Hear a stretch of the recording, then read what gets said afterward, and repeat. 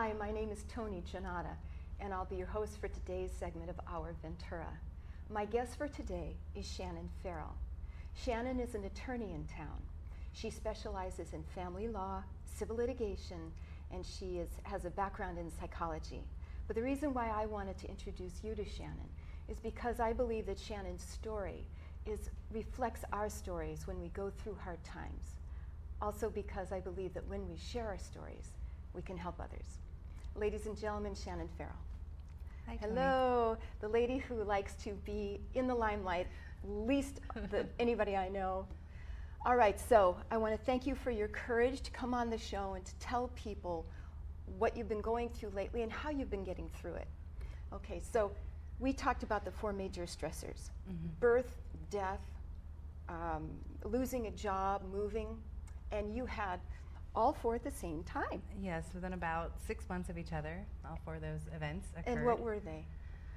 I found out I was pregnant on Memorial Day.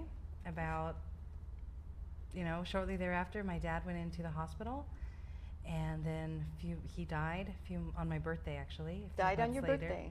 And then a few weeks after that, I lost my job. Nice. And in amongst all of that, I lost some friendships and relationships, and I had to move residences. And sometimes that's the greatest thing in the world because it's a major house cleaning. But when you were going through it, it was tough. It was stressful. I did downsize into a smaller home, so that kind of it helped a bit financially as well. So that was probably the most positive thing to come out of it. Thing to come out of it, absolutely. And it was a proactive step in trying to, I guess, reasonably react to the situation at that time as best as I knew. And here you are, a working professional. You have a JD, you have a BA in psychology, and there you are without work, pregnant. Yes, and single. Pregnant, single, without a job, and a professional. Yes. And did you find that when you tried to change positions and go to another job, that some things you were too highly qualified for? Yes, there was a matter of being too highly qualified for, or maybe having the right educational background but not the right practical experience. And I did try a variety of different industries, different occupations. I thought about going to school. I read a lot of blogs and help online. I was really spent quite a bit of time just trying to analyze and think through the problem, because that's what I'm a problem solver. I'm an attorney. I analyze the situation. I come up with a strategy and a resolution, and I try to implement it. Right. And that's what I did. Yeah. And you were probably pretty scared at the same time. Yes, but I was in a sort of day-to-day survival mode because I had to take care of myself and my daughter. She was 2 weeks old, and I'm going on interviews. So I was really focused on trying to get the financial stability we needed, while also learning how to be a mom and trying to cope with all of that, and cope with the recent death of my father and the family upheaval that created. And so basically trying to cope with all of those things at the same time. And so I had to prioritize, and obviously the baby came first. And then it was a survival. What do I need to get through today? And that did go on for several months, while also trying to kind of go in this other mental realm of being a professional and looking for work, and how do I market myself, and what's the best approach, and do I do this job or that job? Do I go back to school? It was just a lot of, I guess, seeking and asking questions and analysis. And what did you do? Because you were in this situation, you had your family, but they were struggling with your father's death, and now you've had a child. That's a lot. Who did you have to talk to? I mean, did you have any resources? My mom did help with the initial baby care, and that was nice. Talked to you a lot through the process. You did. And I had some other friends, and I also joined some, this county has some really great resources for new parents and new moms. And that's a good thing too, because part of this interview is to bring hope to others in the city of Ventura. Talk a little bit about the resources that were available to you that could be available to other people as well. Well, in this, through the Community Memorial Hospital system, there's a new parent resource center, and I was able to go to Mommy and Me classes and also a breastfeeding support group and learn a lot of basic infant care and also get support from other moms, and just to have, in a way, a lot of times it was a kind of a gripe session, I suppose, and learning to adjust to life before baby and life with baby and future life with growing up child. Yeah. And it was an immense resource. And I know myself and other women that participated in the program, it just helped so much get through the early days of new infant and motherhood. So you had new infant motherhood at the same time that you were grieving the death of your father, who dies on your birthday. Dies on my birthday before the baby's born. He never. And then 6 weeks later, you lose your job. Yeah. Yeah. Yeah. Boom. Boom. We talked about cycles and waves. Can you describe that a little bit when you go through life and there's cycles and waves? Well, it does seem that there's an ebb and flow and a rhythm to life, and there are positive upswings and negative. And I happened to catch, a big cresting wave that was going to crash down really hard. Big one. A big one. And I've had loss and, bad things happen to me throughout my life, but this was the most, I guess, concentrated. I felt like the hits keep coming, and no matter what I tried to do, I couldn't get on top of the wave. I couldn't really move forward, I suppose.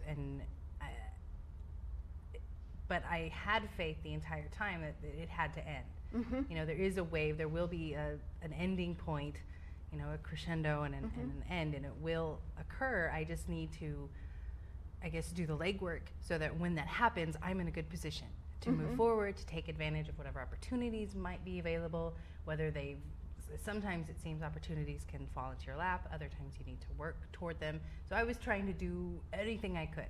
Which is kind of interesting because you kind of got caught with your pants down with everything, perhaps that's not the best way to put it, with everything happening at once. So once you were on the floor, then you had to start looking around and looking around and looking around.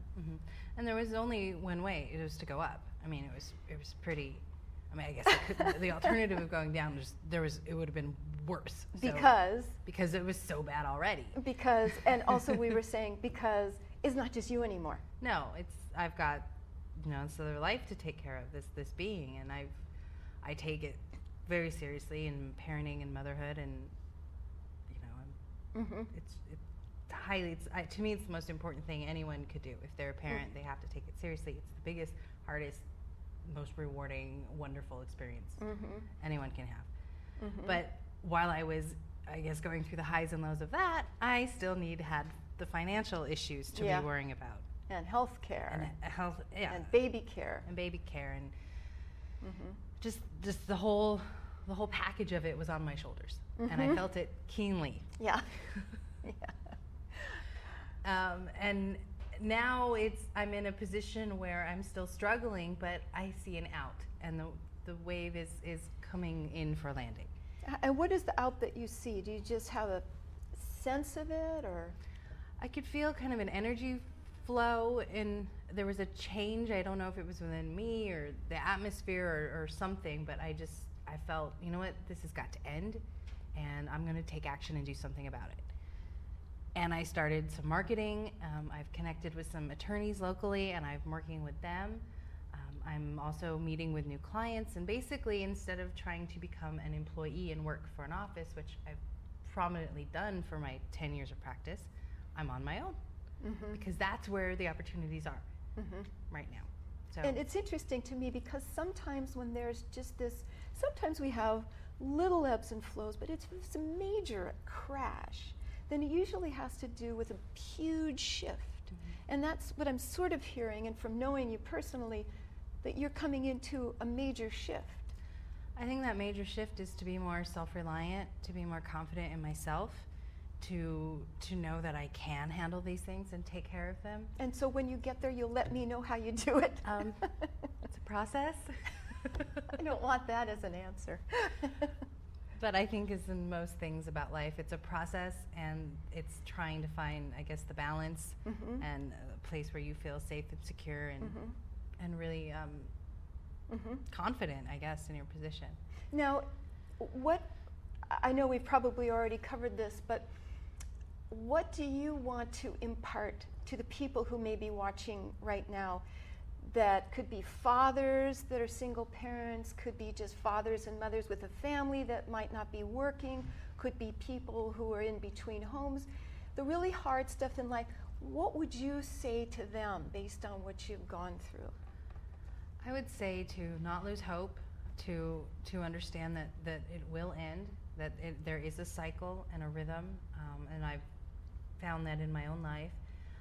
I think it's really important to look at available resources in the county with other support group options, maybe if you have children in schools or activities that they're in, with your own peer group, with your friends and family, and to find, again, what like I found the parent education classes. Kaya's my daughter has been in the first 5 this last year, and there's parent education classes available too, and that's just tremendously helped, I think. So there's a lot of resources and avenues. I think our county has a lot of great resources. Most of them are available online. And so just really, instead of, I guess, feeling overwhelmed and succumb to the, oh my gosh, this is huge and how am I ever going to get out of it? God, I know. I had my moments. To kind of transfer that into, okay, yeah, this is bad, but it's not sustainable. Let me analyze. Can I think of a solution? What opportunities are available to me? And there's a lot of, and just use the internet. You know, there's Excuse me. Before we run out of time, let's give a little time to Kaya. Her name is Kaya Grace Farrell. Yes. She is in the Terrible Twos. Yes. And okay, so I'm doing it for you. Sorry. She's a blonde with blue eyes. Blonde with blue eyes, approaching 2.5. And she's to me, she's delightful. She is. I mean, of course, we have our terrible 2 moments. Yeah. And she's very independent and very smart, and she's funny. She has an amazing sense of humor. Now, again, before we run out of time, if anybody wants to talk to you, wants to contact you, for who knows what, how would they get a hold of you? Probably the best way would be email or my cell phone. Okay, and your email is? Shannon.Farrell@Yahoo.com. And that's SHANNON.FARRELL? Yes. At Yahoo.com. And my cell phone number is 805-264-7005. And hopefully web pages and websites will be to come. Because it's the new life for Shannon Farrell. Yes. All right. So thank you very much, Shannon Farrell. I want to thank OurVentura. I want to thank the City of Ventura for all the wonderful things it does. Anybody out there who is going through hard times, it's a wave. And a wave always has a set to it. Go look out at the ocean, because nothing, good or bad, lasts forever.